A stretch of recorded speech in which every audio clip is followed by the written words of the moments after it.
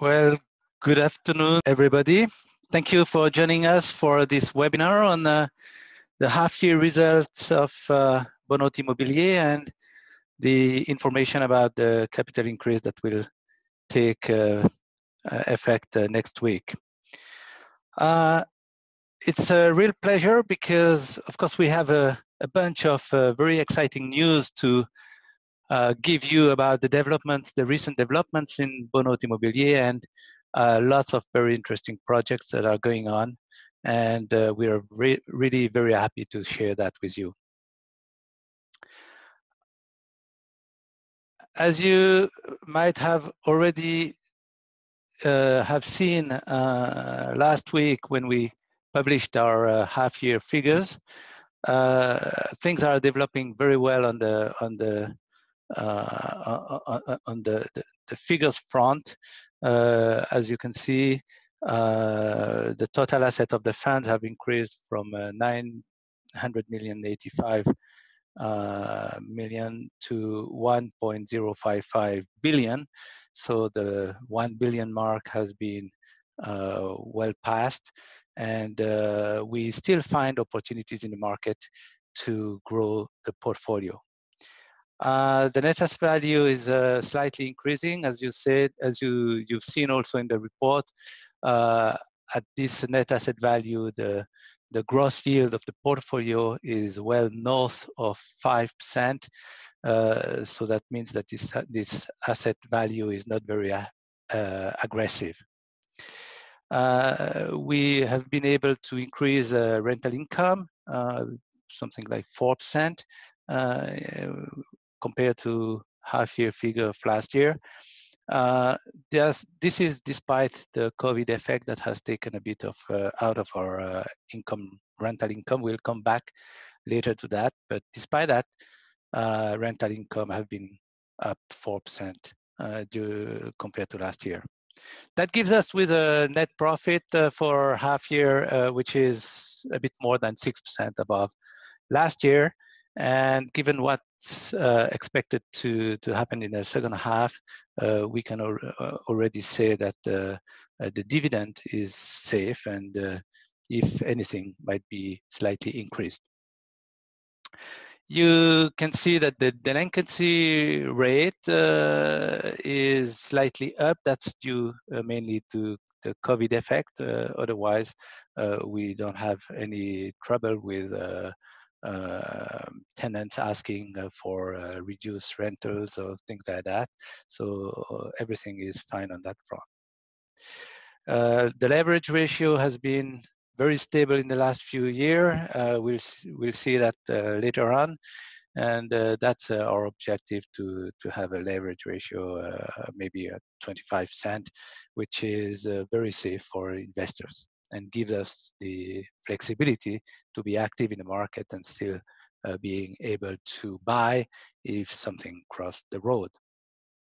And the premium on the stock market for the Bonhôte-Immobilier units is today close to 25%.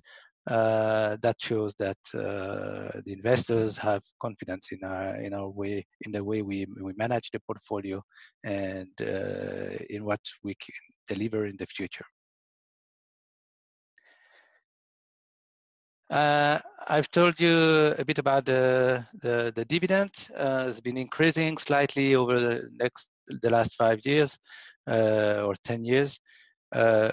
As I said, if we can expect something is that it's continued to slightly increase, and that's mainly due to the rental reserves that we still have in the portfolio. We can see that each time we renew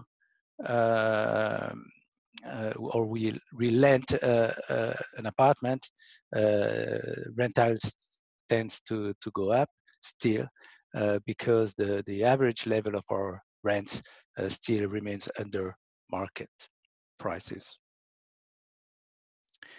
I also talked about the leverage ratio. As you can see, between 20-25% over the last 10 years.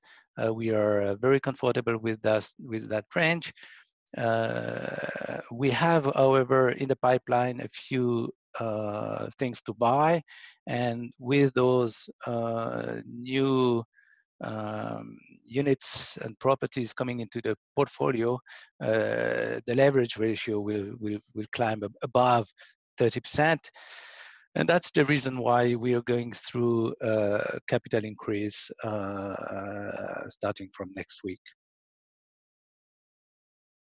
After the capital increase, the leverage ratio will come back to roughly 24% and still giving us quite some flexibility to be active, to remain active in the market. This is one of the slides I'm really quite proud of, because you got in that slide the average age of the portfolio, and as you can see, it has remained very stable in the last 10 years, if anything, even dropping a bit. What I can say is that it's very difficult to keep the economic age of a portfolio, a large portfolio like the ones we've got, with close to 100 units, because every year your portfolio, if you have 100 units, every year your portfolio becomes 100 years older. And that means that to keep the economic age of the portfolio at the same level, we have to really invest in renovation, new acquisition, building of new acquisition of new buildings or very young buildings, and the construction of new properties. That's what we have done in the last 10 years, being able to keep the average age of the portfolio at the same level. And as I said, if you can see all the properties that were in the portfolio in 2009 or 2010, those ones are 10 years older, and we had to add new blood in the portfolio to compensate for that. And to comment on that, that's why we want to keep a portfolio that is able to get older without any trouble. We don't have to amortize things. We invest in the buildings, the best buildings, and so we don't have to amortize things because they keep their value.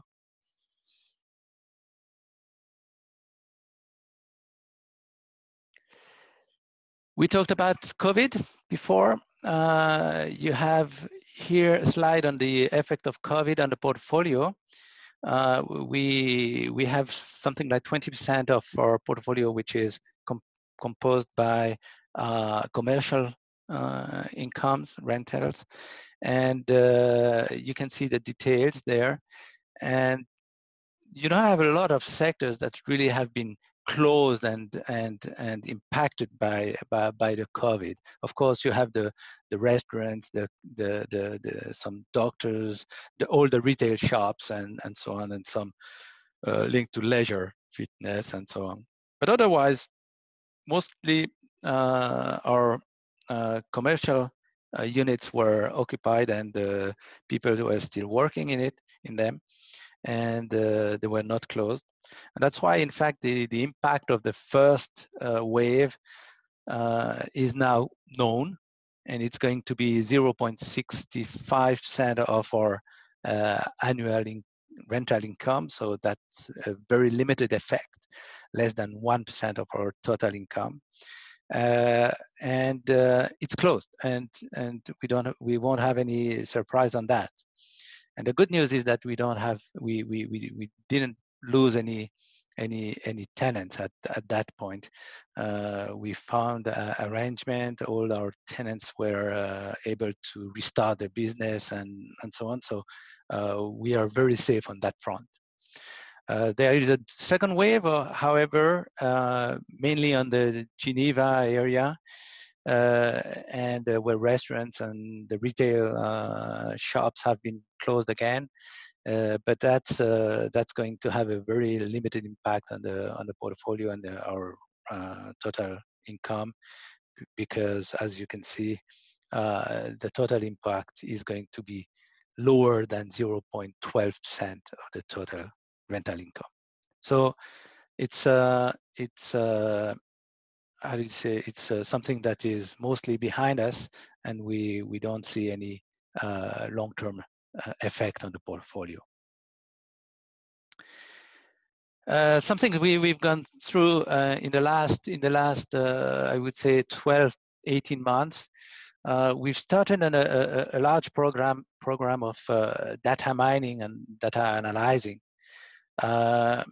I think that data is becoming more and more important. You get the data, you can have more and more information on your buildings, and we're going through a few analyses of all the data we've got. So we've started that. It's quite interesting and gives you some information, like, for example, the way to look at a building, whether it's the building has still potential or not. And you've got an example on the left side of your screen with a building which is in Vevey, Rue de Lausanne. And on this graph, you have a couple of things. You have each dot represent an apartment, and the color of the dot gives you the size of the apartment. So for example, the brown one, those are 4.5 room apartments.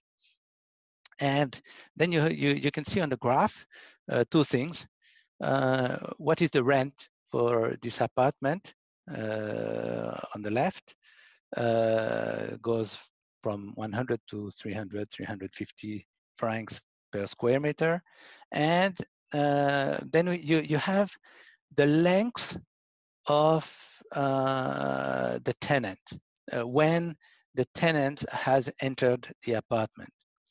And in this one, you can see some brown dots completely at the right of the graph. And those tenants have been in the building for the last 40 years or 35 or 40 years. And those ones, they still pay rents that are 100 francs per square meter for their apartment. And on the right, you can see brown dots. And those brown dots are where the tenants have been entering their apartment in the last, this year or last year or just the year after. And as you can see, those dots represent rents that are at 250, 300 francs per square meter. Looking at that, you can see that this building, for example, has still the potential of having higher rents in the future, as the people that have been in the building for the last 40 years are probably becoming more older and older, and probably at some point will get out of the building and be replaced at much higher rents. So that's the kind of things we can see on all our buildings, and that's a way to evaluate the potential of the building. The second one on the right hand side, bottom right of the screen, is Impasse de la Forêt in Fribourg, and that's another way to look at things. On this one, you've got the charges that are linked to the apartments, and in that one you can see that the red dots are one room apartments. And you can see that on the zero line, in fact, all those small apartments, they have on their rents, they have charges that are between 30 and 80 Swiss francs per square meter per year. That means that when the property management company has renewed the rentals, they probably have never changed the level of charges that are linked to the rent. And normally, if you've got apartments of the same size, and you're signing the new rental agreement, you should have charges that are equivalent between all those apartments.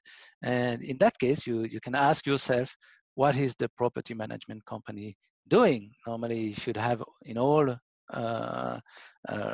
rent contracts, they should have charges that are between probably 40 and 50 francs per square meter.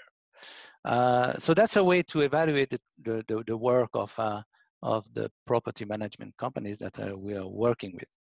So that's a few examples, but we are also data mining things for energy consumption, on you know, renewal of rents, and whether the tenants are stay in the building for a long time or not, large changes in rents and so on. So we are definitely looking at a lot of things, and it's a program that is going on and will go on for probably for the next 2 years at least, or 3 years at least.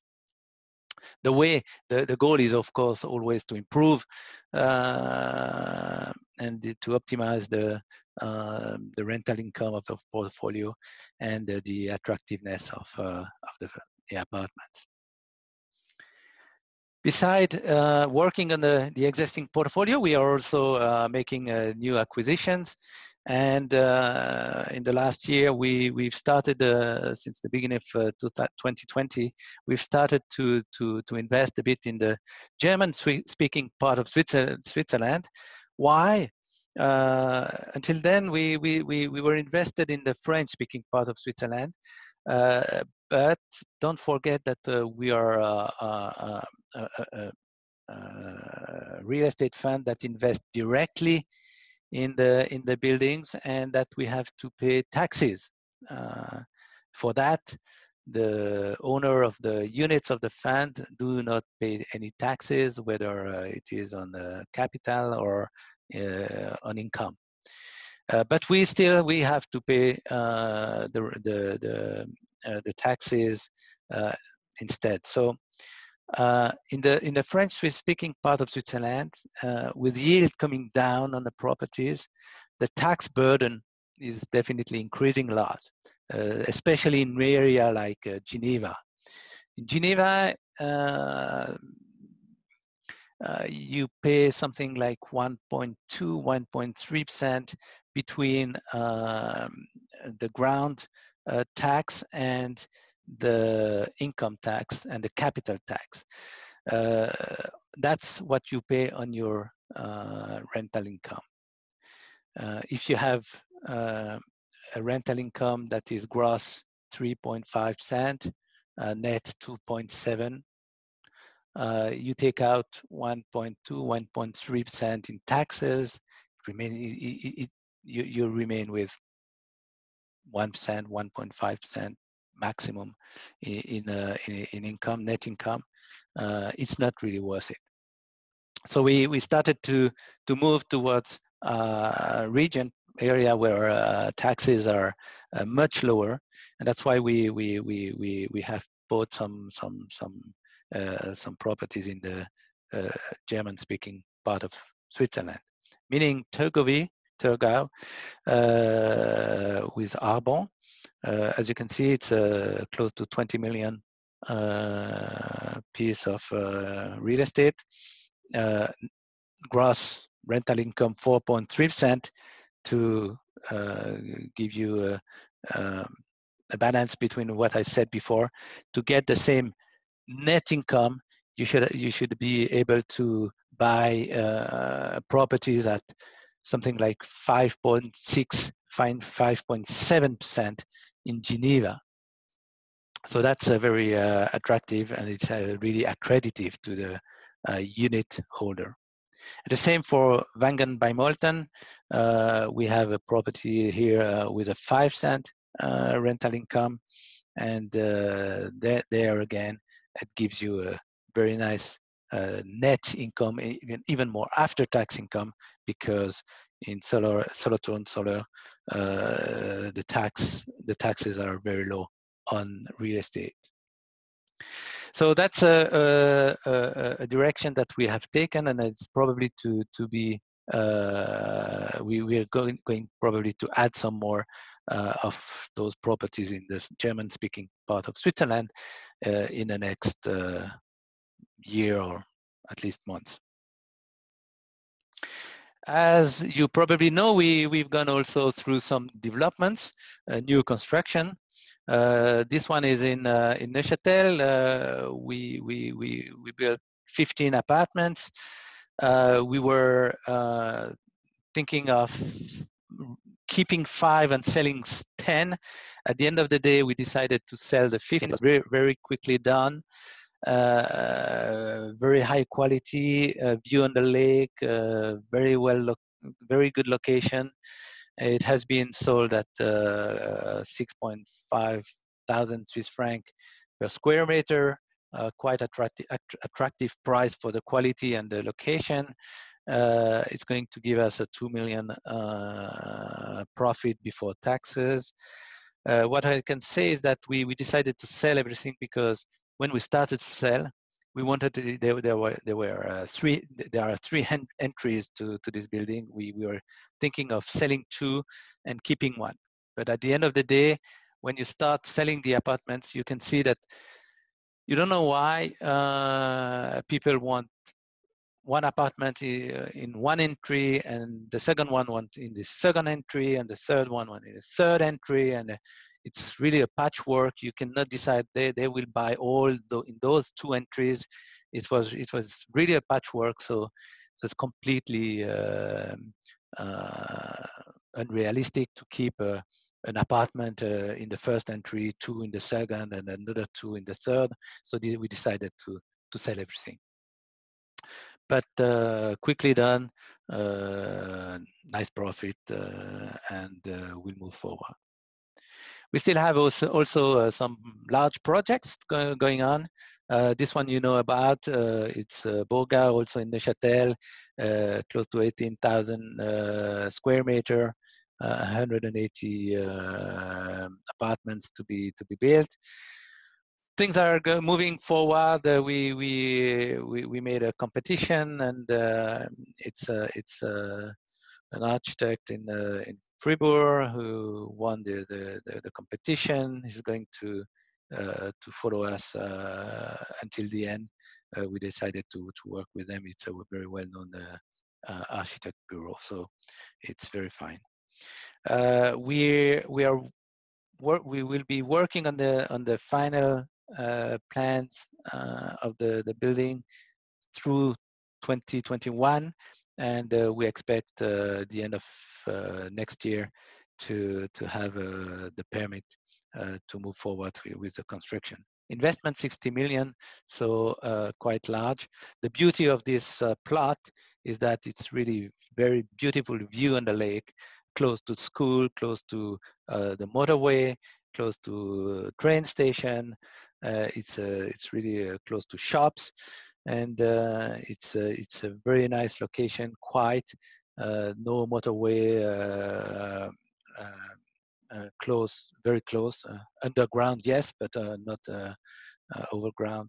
No train, so it's a very quiet area.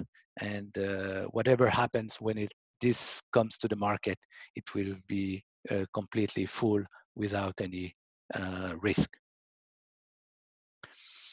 We're still working on some improvement on the current portfolio, and we have still some plans going on. The first one you also have read in our communique. We are transforming Bonhôte-Immobilier in a SICAV. That's going to take effect at the beginning of next year, January. And the main differences between today and then when we'll be in a SICAV is that the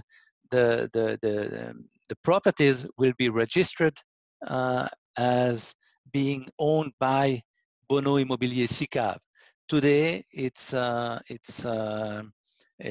they are registered in the name of the fund direction, which is FIT Fund, for the account of Bonhôte-Immobilier. But then we will be able to have the properties registered directly in the name of the SICAV. The second good news is for you, for the investors. We'll have an annual general meetings where investors can participate and give their view on what we are doing. And maybe the third one is that with the SICAV, we will be able to have maybe at a later stage another compartment which might be Bonhôte-Immobilier 56 for institutional investors or something like that. That could be done in the same SICAV very easily. So that's also convenient. We are, as I said, still looking for new properties in the German-speaking part of Switzerland, and still analyzing the portfolio, trying to improve the way we manage it and the way our management property companies are working, and we'll continue with that in the next few years. And I talked about that later, earlier on, but we are also still working on our sustainable program. Sustainability is important for us, not only on the energy front, but also in the quality of life. We want to have apartments that are attractive, where people are happy to live, where they are secure. We are closing all the doors in the buildings, the entry doors. We are making sure that people feel comfortable because we think that it's important that we provide a very attractive space of life. So that's going on too. Now we are coming to the point of the capital raising that is going to start next Monday. As I said, we have a few things in the pipeline, and to make sure that we can remain with a comfortable leverage ratio, we want to add a bit of capital. The subscription period is going to be between the 7th and the 18th of December.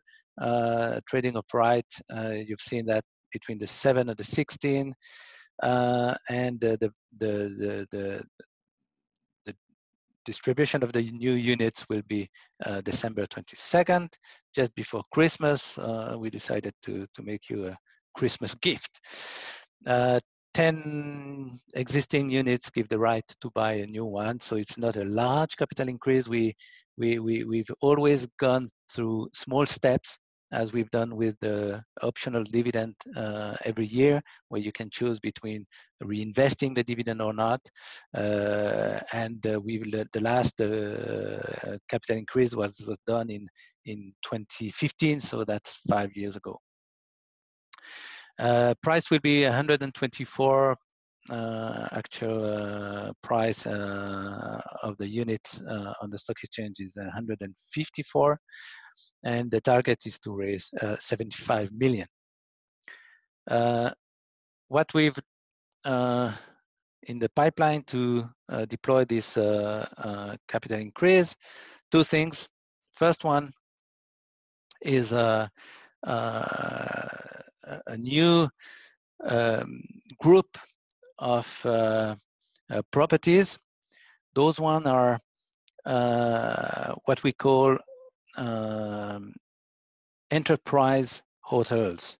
That means small businesses that can rent small areas, small units in a buildings where they share a few things like a restaurant or conference rooms, bureaus, the water closet and the sanitaries, all those things they share, and they just rent the room they need for their activity. And that's becoming very popular. It has been popular for offices. You've done that. Regus is the well-known name in the offices, and but it has been a growing area in the industrial world.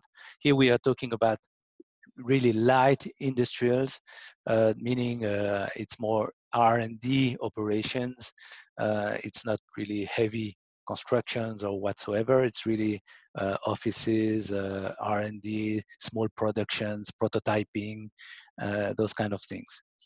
And amongst the tenants, we have the APFL, we have CSAM, microcity, state agencies, small businesses that are supported by states. We're working pretty closely with the economic promotion to also fill those buildings and offer the right surface for the tenants. And as you can see, the value of those buildings is a bit more than 50 million, with a nice rental income, that 3.6 million. And with a vacancy rate, which is 6%, which is quite stable over the years. And it's normal because you've got some of those companies that are becoming bigger, they get to another place, or they wait for some room to be available in the buildings, and then you move things, and that means that at the end of the day you still have a bit of vacancy, but it remains very, very stable. So that's a new area, and that's going to be very accretive in the portfolio too. The second thing is that you know that one of the topic in the fund is being in nice areas close to the lake, and you have it here at Villers-les-Lacs, a group of 4 buildings. Those are very, very nice buildings. They are Minergie, but there are photovoltaic panels on the roof, heating pump. It's really some of the best sustainable buildings that we'll have in the portfolio. They have been very well constructed, and we are happy to be able to buy those ones. And as you can see, it's a 4.7% yield, gross yield, which is pretty nice. It's full. They have been built less than 10 years ago, and so it's a very nice acquisition for the portfolio. So it has been secured. It's going to enter the portfolio at the April 1st, 2021. So enough for me. I guess I've gone through a lot of things. I think you might have some question. So I'm open. You can use the chat box to ask your question. I will read them and answer them immediately. So the floor is yours. Okay, I have a first question. How do you calculate the economic age? Okay, the economic age we have. I might come back maybe on the slide because I think it's worth it. Here. Oh, I think I had it here. Okay, you have 2 things. You have first the actual age. That means that you look at when the properties have been built, and then you just see how old they are, and that's the white the white bars. There you can just average the ages, and you take the weight of the property in the portfolio into account to have a weighted actual age. It's weighted by the size of the buildings.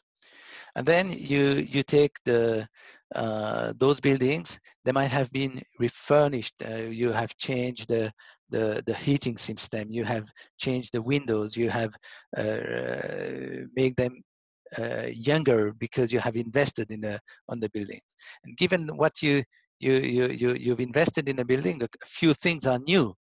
So those new things are improving the age of the buildings, and that's the economical age, and that's the red bar. And the red bar, you have it the difference between the white bar and the red bar, it's really how much you invest and make renovation on the buildings, and that's why where we've always invested in the best properties on the portfolio, the ones that are worth it, and that's why we've always being able to keep this age lower, despite that of course the actual age is climbing a bit. We're all getting a bit older, but the operation age, economic age of the portfolio remains the same. How do you see the demand for new students' micro living concept? Okay, it's something that is developing, but I think we are not ready to move completely in that area. I think you have a student campus and things like that that requires kind of another property management, and it's very time consuming. You have to be specialized, so we prefer to leave that to specialists in the area. And but I think it's something that is moving forward. You're going to have more and more of them. But on the other hand, what we have seen with the coronavirus, we have some of those places that are currently quite empty. So we should be careful on what's going to happen. Is the COVID story is going to have any long-term impact on education and the way it's done? That remains to be seen. Could you give us an indication about the expected rent income gross yield for the Beauregard site in Neuchâtel? It's a bit early. I think what we've seen is that we've been able to buy this land at a very attractive price, and roughly it's going to be, given the price we've paid for the land, I guess it's going to be closer than 5% instead of 4%. And new constructions today are closer of 4 than to 5. So it's going to be pretty much on the high side of the gross yield, I guess. But it's a bit early because, as I said, things are still moving. It's a moving target, and it's going to be ready within a year. Here, do you intend to sell properties in Geneva because of tax reason that you mentioned? Then I can talk a bit about one of the projects we might have in the future. We have very nice properties in Geneva, and we are in no hurry to sell them because they are full, they are good properties, and so on. But at some point, as I said, it might be not really economical, viable, or it would not be in the best interest of our unit holders to keep them at any price. So we might sell them, or more, we might, in fact, at some point, I just mentioned it, but we might go to forward with a plan of having a second fund, a second CCAV, or the same CCAV but another compartment, which could be a 56 compartment for pension funds. In that case, the tax issue will disappear, and we could move some of those properties in that compartment, adding new buildings from the market, and then having a pretty nice small fund for institutional investors, and that would be in the best interest of them and us, meaning you, unit holders of Bonhôte-Immobilier.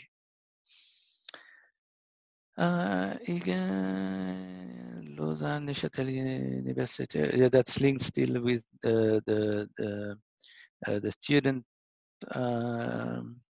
question. Lausanne Neuchâtel universities and okay.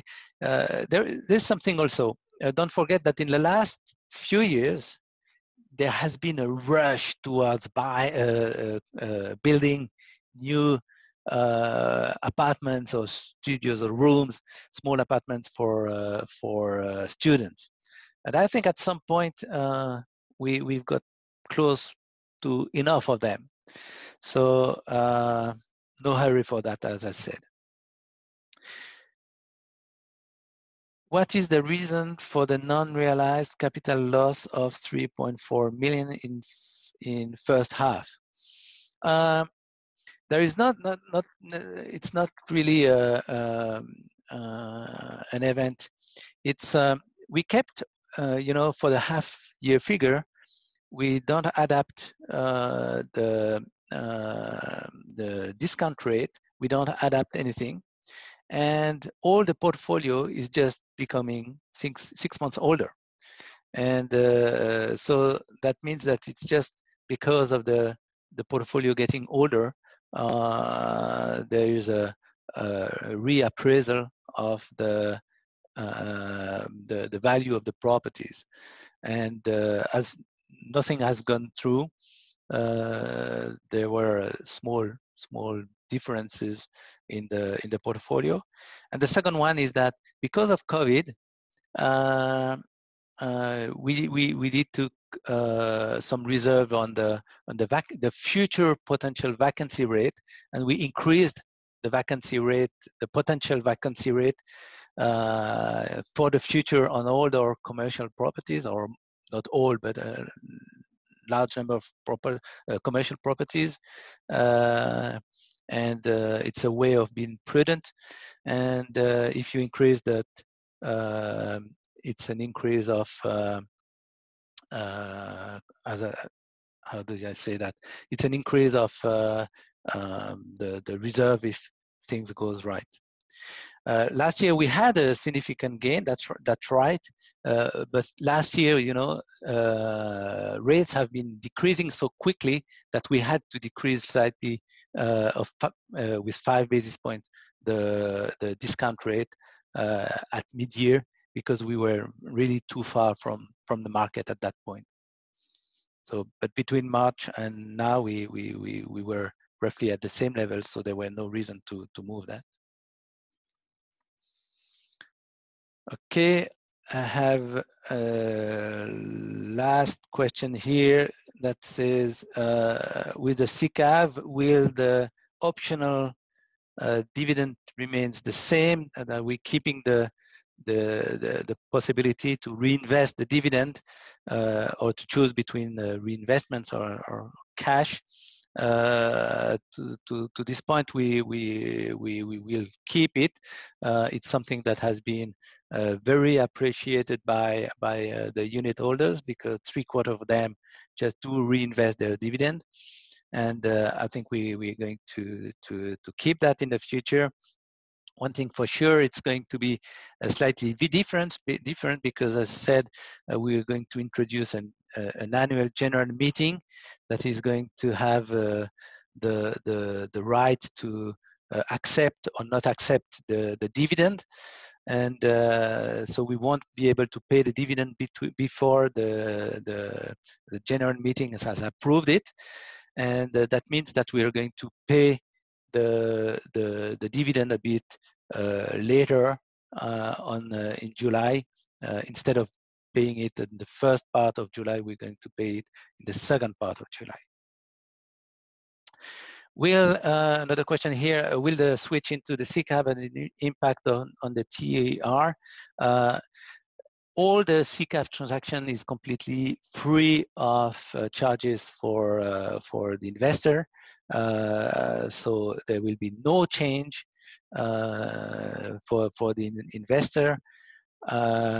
And it's not going to have any impact on the TER. But what I can say is that we are going through a capital increase. We are continuing to increase the size of the fund. So that means that over time, you can expect a slight decrease of the TER because some of the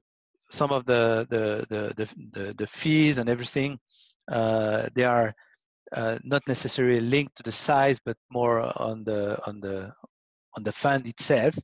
And so that means that with the fund getting bigger and bigger, we might be able to reduce the fees for the investor. So the TER, if anything, will drop slightly over the next few years.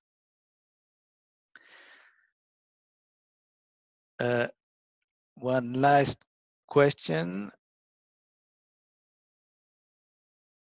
There's a question, are the returns really better in the Swiss, the German-Swiss part, German-speaking part of Switzerland?